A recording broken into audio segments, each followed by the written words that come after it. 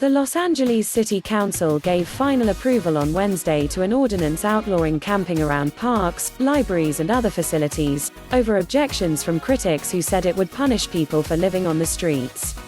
The measure, approved on a 13-2 vote, had been billed as a more humane way to clear the city's sidewalks, alleys and open spaces, with outreach teams offering shelter and services to those who are unhoused. The ordinance now heads to Mayor Eric Garcetti, who previously promised to sign it. Whether it will be heavily enforced, and how long it will take for the city to make progress, is far from clear. The ordinance prohibits sitting, sleeping or storing items on public property near libraries, parks, daycare centers, schools and other locations. But it also states that enforcement in such places cannot occur until the City Council has reviewed a location and given the go-ahead. Council members have promised that any enforcement would be accompanied by the presence of street engagement teams, social workers, mental health specialists and others who would offer shelter and services. Shortly before the vote, city policy analysts released their proposal for executing that strategy, proposing that 17 outreach teams from the Los Angeles Homeless Services Authority be assigned to the task.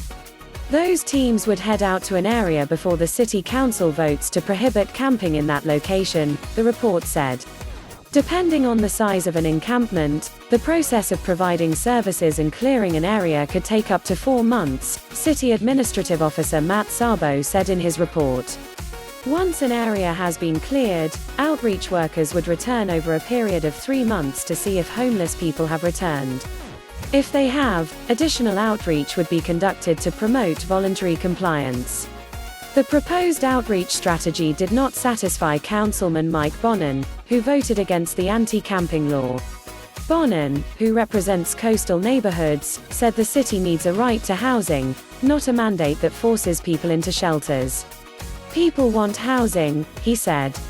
They do not want warehousing, they don't want shelter. They want housing. Councilwoman Nithya Raman, who represents neighborhoods stretching from Sherman Oaks to Silver Lake, cast the other opposing vote.